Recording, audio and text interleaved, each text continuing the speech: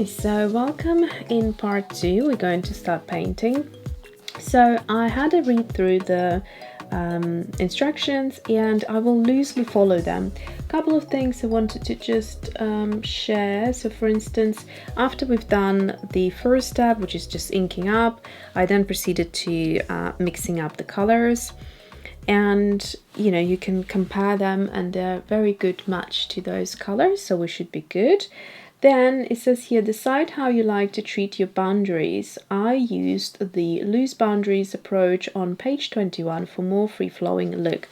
So then you go back to page 21, and here it gives you a bit of information on the defined floral and the loose floral. So how you can paint a floral, sorry if it's not in focus, how you can paint a floral in more of a kind of petal by petal situation, so it's more contrasting, or you can just do like a wash here, which is what I think Sarah is suggesting. You can choose either one or the other, but she has gone for the loose boundary approach. And then you just, you know, follow through the directions. I will start with the petals, and it says here, to achieve very light petals of this piece, you will use just water for your washes. So beginning at the top of the plant, wash your first few petals in clear water. Well, let's do this flower first because it's the furthest away. And we're going to wash them with water. I'll do a couple or a few at a time.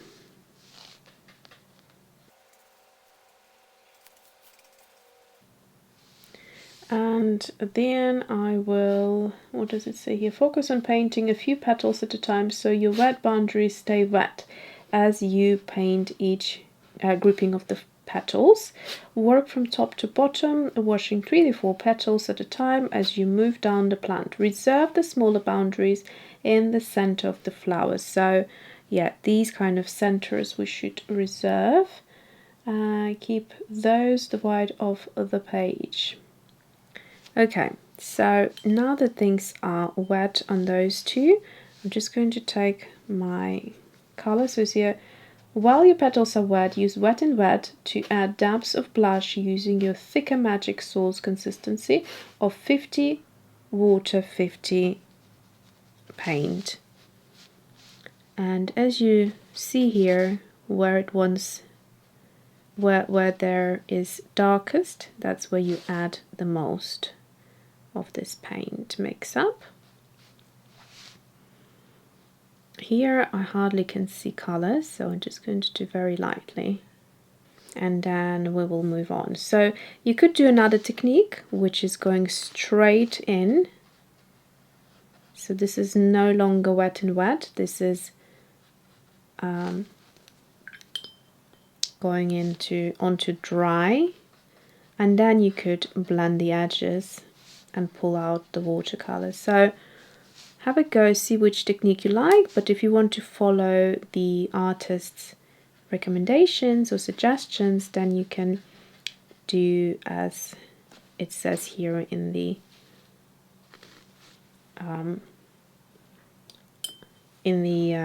instructions. So if I wanted to intensify a little bit, I can still do that. Okay, so here is quite dark. I'm trying to look and see. I think all of this seems to be quite dark.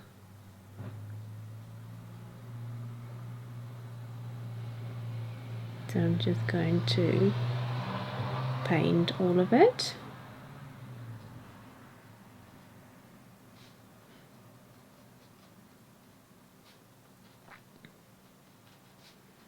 Like so, and then add water to the petals.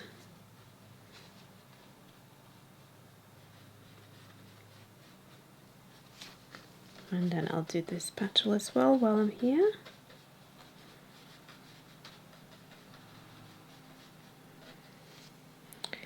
And then again, dabbing in a bit more of this darker color.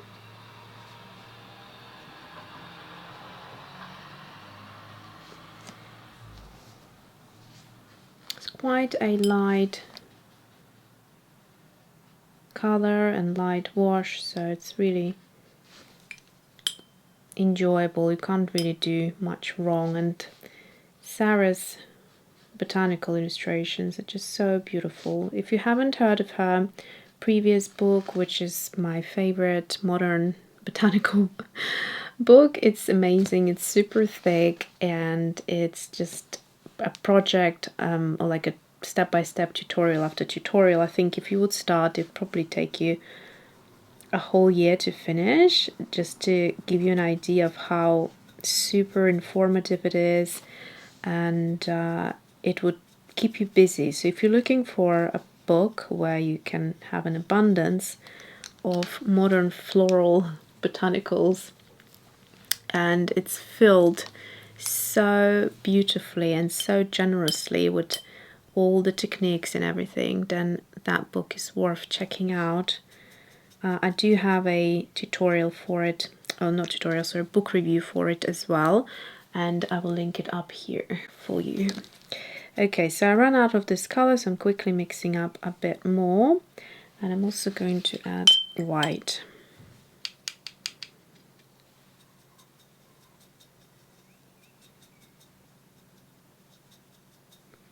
So this is a more pinkier version, as I can see, so I'm going to add a bit more white, and then I'll go ahead and add a bit more of the yellow ochre,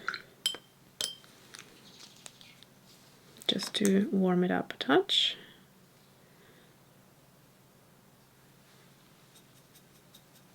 Like so.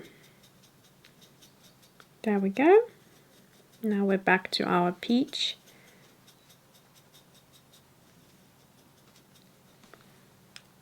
And it's all good. I'm just going to squeeze out this color onto here just in case, because I was dabbing it with a wet brush. I don't want to contaminate it. Okay, so then we will do the same on the other petals. I'll start at the top.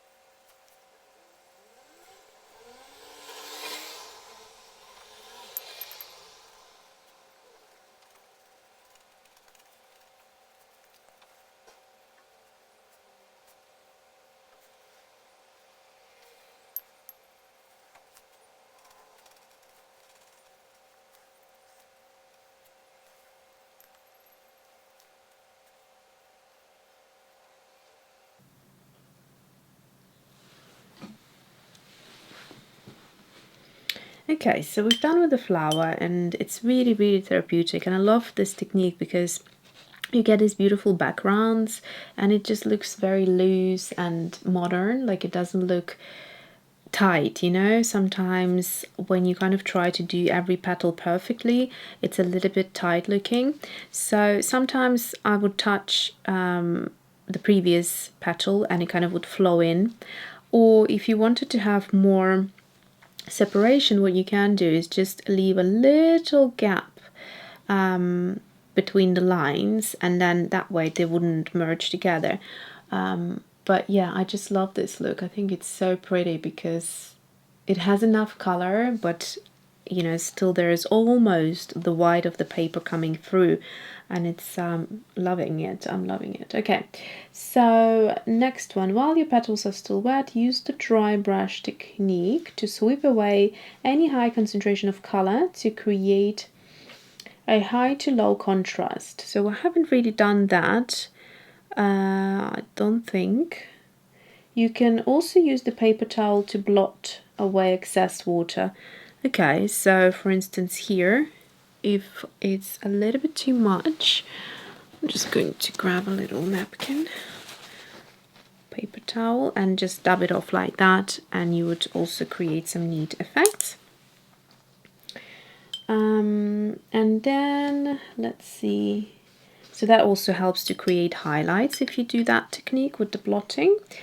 And now continue to paint your petals, moving down the plant and following step 4 to 6, your petals grouping. Okay, well, so we've done pretty much.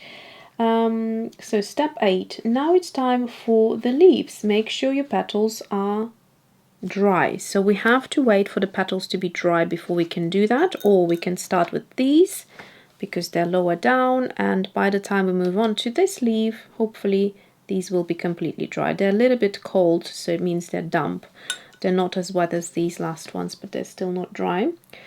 Otherwise your Payne's grey will bleed easily into your light. So if you would go on and start with this petal, that's what would happen, and you'd get a bit of a, you wouldn't get this sort of lovely contrast which we are after.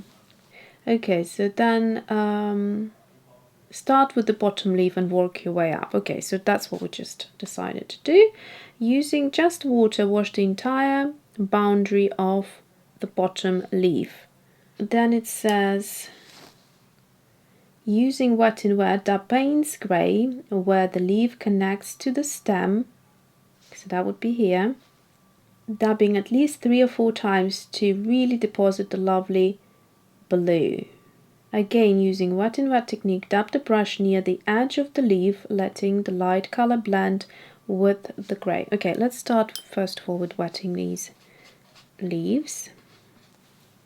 Sorry if the camera is shaking, my top bun is just touching the camera when I lean slightly forward. So basically, I think this is what we need to do. We're wetting the entire boundary of the leaf and also bringing it in to this area here, which is where we're going to dab the Payne's grey. So I'm tilting my head and I'm making sure all of the leaf is covered in water, so it's nice and wet. Now going to wet my brush and go into this Payne's grey mixture and wake it up a little bit. There we go. So using the wet and wet, dab Payne's grey where the leaf connects to the stem. So hopefully that will start moving. My paper has now domed up a little bit, so I'll just help it move this way.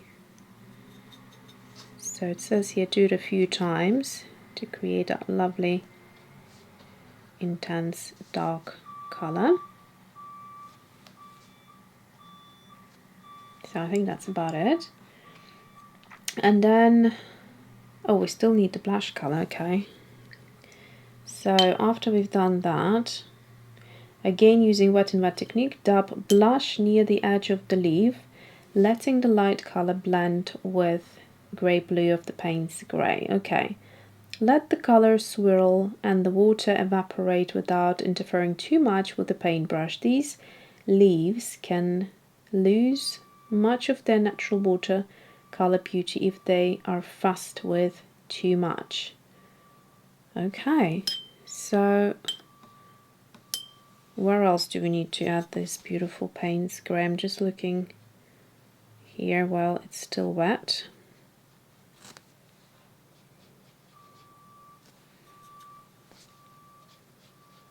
So about there, some here,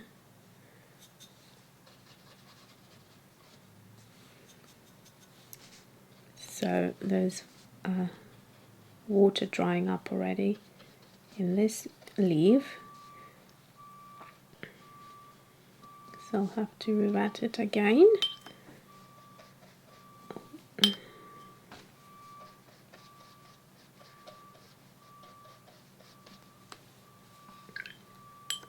Make sure everything is still nice and wet everywhere. Okay, so I'm trying to follow the advice of not doing too much fussing about here. So I think that's the Payne's grey. Now I need to really quickly, before it all dries up again on me, I need to mix up the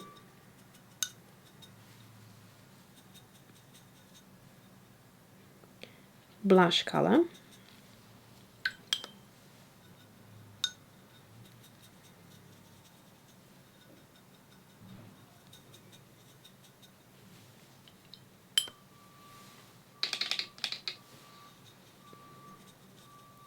Okay, and now the blush color will be touched into here somewhere, just like that, so you can move around and mingle, I suppose. And this is where you shouldn't be fussing about too much, so I will leave it now to do its thing. But I can see this area needs to be a lot darker, so I'm just going to help it a little like that, and maybe even a touch of grey here at the bottom. Okay, now let's do the same thing on this leaf. Now I have to say that I think if I didn't commentate, I'd probably could do this within half an hour, but sort of trying to explain things as we go and taking my time reading the instructions, it has definitely taken me twice as long. So I think these could be a 20 to 30 minute projects, especially if you know what you're doing. If you're new, maybe a little bit longer. So we start again here, just by dabbing this color.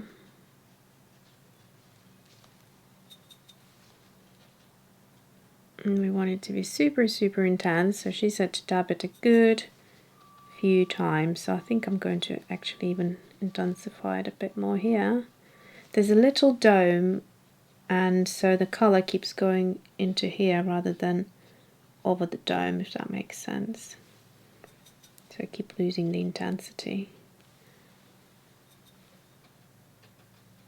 The well is still wet, I can add a bit more like that. Okay, let's focus back on this petal here, or the leaf rather. I love Payne's grey. Ready from the tube, it's such a great convenience color, but there's something about mixing your own.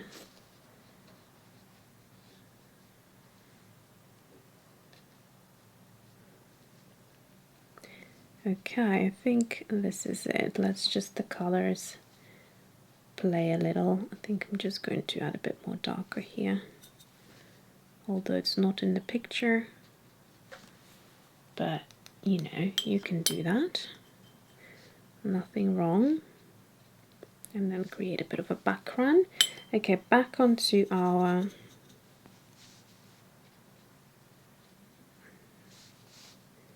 blush mix, and it is recommended to just let the colors happen naturally without fussing about. So I'm just going to move a couple of things, so otherwise it will just become a bit muddy if you start using your brush too much. So just let it happen there.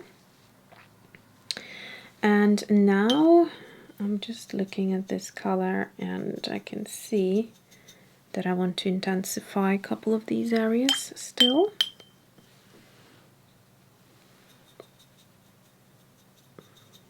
So I'm mixing up a little bit more of the Payne's grey and doing a bit of this. It's just so beautiful. So I'm just going to, while things are still dry, I want some drama here, and just going to add a bit more just over here, like so, and a bit more here, guiding it over that hump.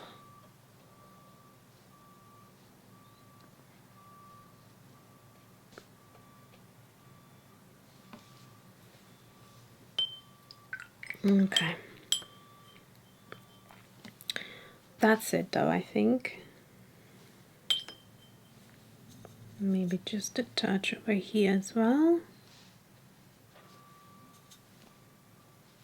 Okay, that's good to me. Quite like that. Has a very a very contemporary look to it. Okay, so we are done here. Let your first leaf dry, so number 12 here. Let your first leaf dry, overlapping wet boundaries. Paint the leaf closest to the bottom one next. Following step. Okay, so we've done that, all of that pretty much. Paint the top leaf next, following step 9 through 11 after confirming that overlapping. Okay, then wash the fruit tree stem in brunch. So we want to wash that all, I guess, while this is still wet. So let's make sure this area is nice and saturated.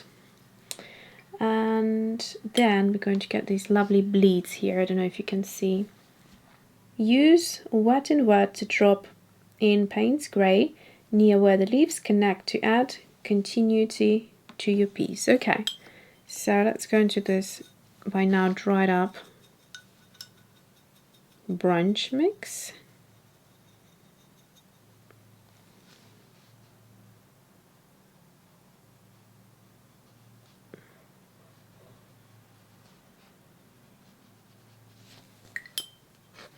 I want it to be a bit lighter, it's a bit dark.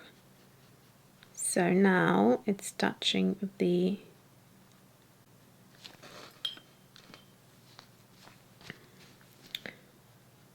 Payne's grey, and it's creating these lovely mixes of colour on paper, which I quite like. So I'm just going to use a dry brush just to pick up the colour from the bottom so we can see a bit more. And this is it. This is it. I mean, this has been so enjoyable. It's a very different experience to, you know, like a colouring book. I thought I'm not going to follow the instructions, but it felt quite good going back to the instructions and just having a bit more of a read and just enjoy it. And yeah, I really have enjoyed this. I've learned something about kind of this interesting way of putting different two colors onto wet ground and creating this magic. So I hope you enjoyed it. Thanks for watching and see you soon.